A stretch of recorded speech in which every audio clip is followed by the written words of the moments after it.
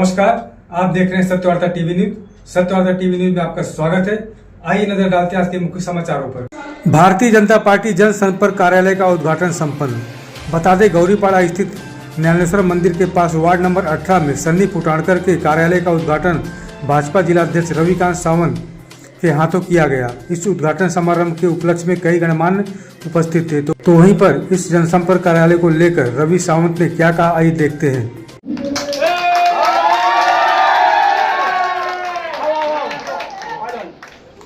आज ward number 18 के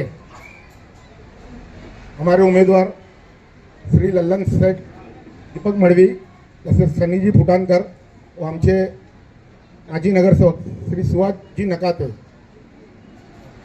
यांच्या भारतीय जनता पार्टीच्या कार्यालयाचं उद्घाटन झालं हे मी आज सर्वप्रथम जाहीर करतो।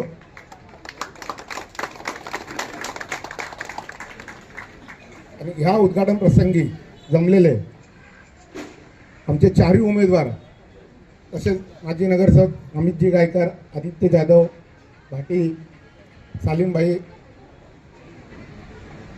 माझे युवा मित्र तसेच लाडक्या बहिणी आणि मातृशक्तींना वंदन करून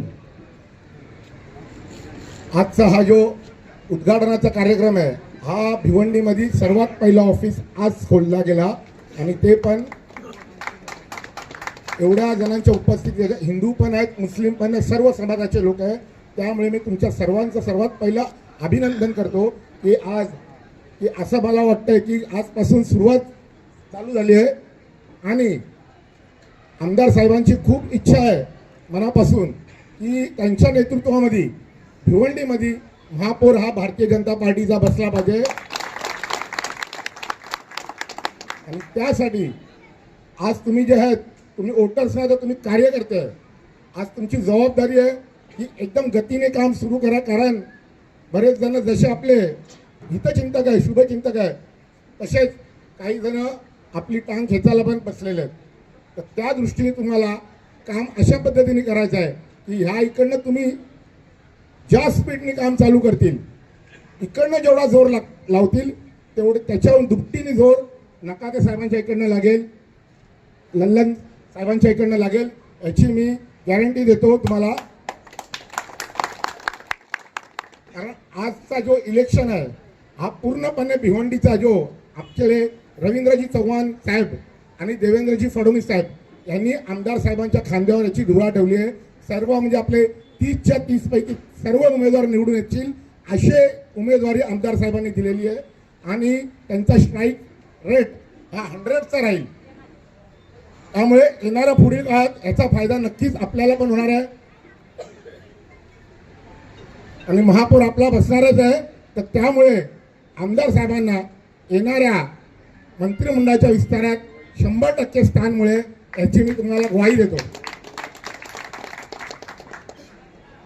त्यासाठी आपल्याला जे जे करायचं आहे आपापसातले हेवे दावे सोडून जे पण आपले हेवे दावे ते आपण 16 तारखेला परत आपण मांडू, आपण आमदार साहेबांना घेऊन बसू। पण आज हे सर्व विसरून मनाने आपण काम करू। सगळ्यांना एक एक संधी भेटणार आहे आणि जे पण उमेदवार आहे त्यांनी पण सर्वांना घेऊन चालायचं आहे, कारण आमदार साहेबांनी तुमच्यावर विश्वास देऊन तुम्हाला ही उमेदवारी दिलेली आहे। आणि माझ्या मुस्लिम बांधवांना पण मी एक सांगतो की आमचा भारतीय जनता पार्टीचा कुठे पण असा म्हणजे आमदार साहेबांना जवळजवळ 10 ते 11 हजार मतं हे आमदारकीच्या इलेक्शनमध्ये मुस्लिम समाजाचे भेटतात। त्यामुळे माझ्या हिंदू मुस्लिम बांधवांना एकच विनंती आहे की विकासाच्या मुद्द्यावर मतं द्या। आमदार साहेबांनी केलेली कामं ही तुम्हाला सर्वांना माहितीच असतील आणि याच्या पुढेही पण ते जे कामं करणार आमचा लवकरच पक्षाचा जाहीरनामा प्रसिद्ध होणार आहे। परंतु आपण ऑफिस लवकर ओपनिंग केली आहे, जाहीरनामा आम्ही उमेदवार जेव्हा डिक्लेअर होतील तेव्हा चालू होणार आहे। पण आमदार साहेबांनी जी कामाची करण्याची जी मनामध्ये हे केलेली आहे की भिवंडीला कसा महापौर आपला बसल्यावर कसा भिवंडीचा विकास होतो, त्यासाठी त्यांनी जी ब्ल्यूप्रिंट केली आहे ती आपल्यासमोर लवकरच प्रदर्शित होणार आहे। अजून तुम्हाला एक महत्त्वाची गोष्ट म्हणजे सांगायची अशी आहे की ह्या वार्ड नंबर 18 मध्ये विशेषतः बऱ्याच प्रमाणात आपल्या मुस्लिम बांधवांचा पण वोट आहे। तर मी विनंती करतो की जे पण म्हणजे आपल्याला जेव्हा आपण प्रचाराला पण जाऊ त्यावेळी 100% आपल्याला तिकडे भारतीय जनता पक्षाच्या चारही उमेदवारांना कसे मतं भेटेल याचा प्रयत्न करायचा आहे. कुठे पण असा नका विचार करू ही भारतीय जनता पार्टी एक कमलाचा फूल आहे हे आहे असा विचार करू नका. तुम्ही चारही मतं भारतीय जनता पार्टीला द्या.